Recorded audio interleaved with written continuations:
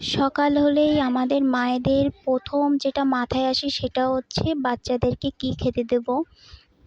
তো বাচ্চার জন্য প্রথমে একটু নুডলস রান্না করে নিচ্ছিলাম।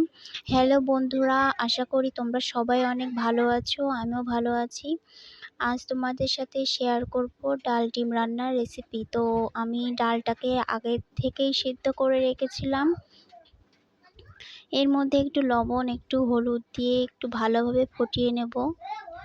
এবার ডিমগুলোকে লবণ হলুদ মাখিয়ে সুন্দর করে ভেজে নেব।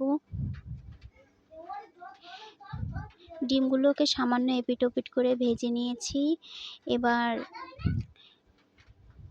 তেলের মধ্যে পেঁয়াজ, রসুন বাটা, ঝাল জিরা বাটা দিয়ে একটু ভেজে নিয়ে এর মধ্যে ডালটা দিয়ে দেব। এটা কিন্তু খুবই একটা সহজ রেসিপি, সবাই হয়তো অনেকে পারো, কে কেমনভাবে রান্না করো আমি জানি না। ডালটা কিন্তু বেশি ঘন বা পাতলা হবে না, যেহেতু এর মধ্যে ডিম দিয়ে দেব। ডিমটা কিন্তু এইভাবে রান্না করলে আসলে অনেক সুন্দর খেতে হয়। এর মধ্যে নামানোর আগে আমি কিন্তু একটু চিনিও দিয়ে দিয়েছিলাম। তো তোমরা সবাই কমেন্টে জানিও কেমন হয়েছে। ধন্যবাদ।